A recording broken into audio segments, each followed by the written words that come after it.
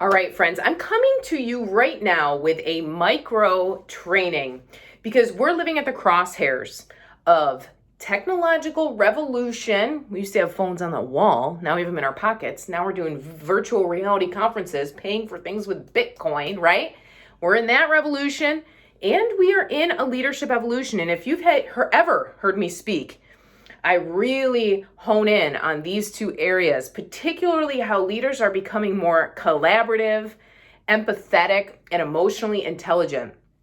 So the problem is that sometimes these two collide. Let's take email use, for example. Newsflash, Gen Zs do not check their email. They don't even, email to them is like snail mail was when we were kids. It's like completely irrelevant, right?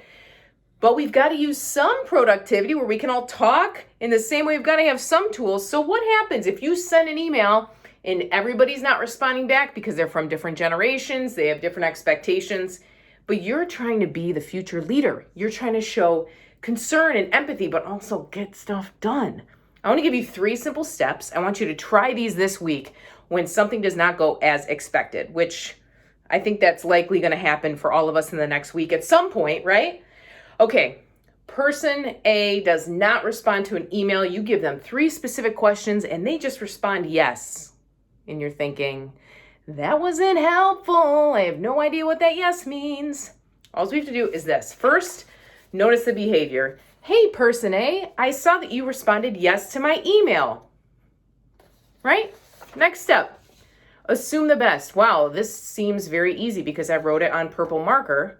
But it's actually very hard to do, isn't it? Especially when you're irritated, maybe you feel disrespected and just so frustrated.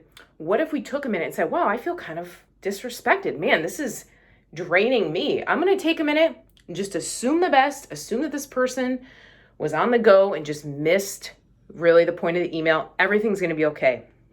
And then when we go to check on them, we actually ask questions about their well-being because I'm going to give you a little insider clue.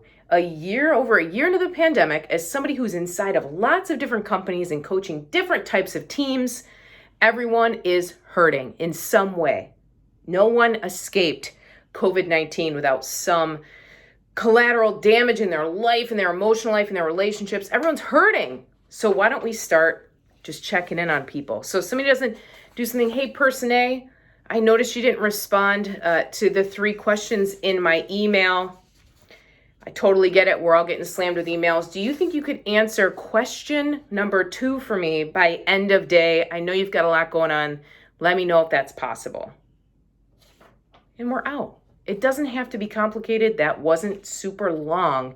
It's just a different approach to scenarios, particularly around communication and technology. Stick with me. I'm going to keep making these micro trainings for you. Let me know what you think. I'd love to hear from you.